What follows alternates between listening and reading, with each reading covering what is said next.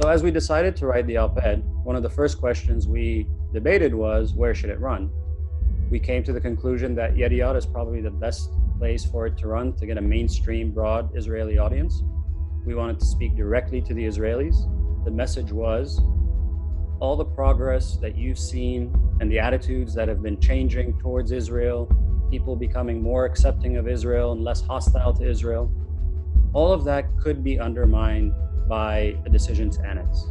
All the progress that you've seen and exchanges and openings could be undermined by one simple step.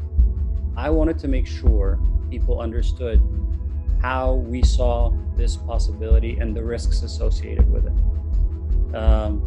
There's opportunity for sure that has potential in the coming years as attitudes shift towards Israel, but this could be a setback for all of these things, and especially for the Israelis who are so keen on opening relationships with new Arab countries that they don't currently have relationships with. So I wanted to make sure people understood the risks associated with decision beyond the immediate consequences of what happens on the Israeli-Palestinian track.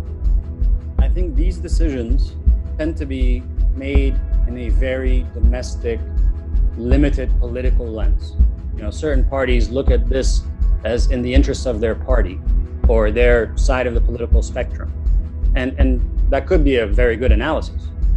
But like you said, Mina, sometimes we don't think of the secondary or tertiary consequences, how other countries, how certain platforms will react, what could happen on a street in a country far away from Israel. And I wanted to make sure that's part of the conversation. And I wanted to make sure that's part of the conversation with the Israeli public. There's people who are going to simply be not okay with the notion that an Emirati diplomat puts something in an Israeli publication. But, President Sadat went to Jerusalem to make a point, and he was very emphatic about it because it was in the best interest of his country. And while I am not going to Tel Aviv to give a speech, I think this has the same kind of value of speaking directly to an audience to make sure your message gets across. I think there is going to be tremendous amount of pressure on countries like Jordan, who have demographic challenges and economic challenges. This will make their challenges even more difficult. And as we said in the op-ed, Jordan's stability is something that is instrumental to the region, instrumental to Israel, and many of us take it for granted, to be honest.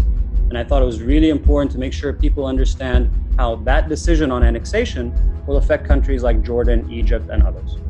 This land is disputed land. This is supposed to be part of a negotiation. This is supposed to be part of a two-state solution.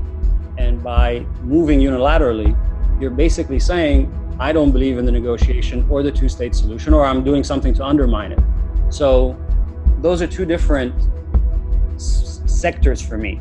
The American government could do whatever they want with their embassy, but this land is subject to an ongoing dispute for the past 60 years, and you're essentially trying to resolve the dispute without a negotiation.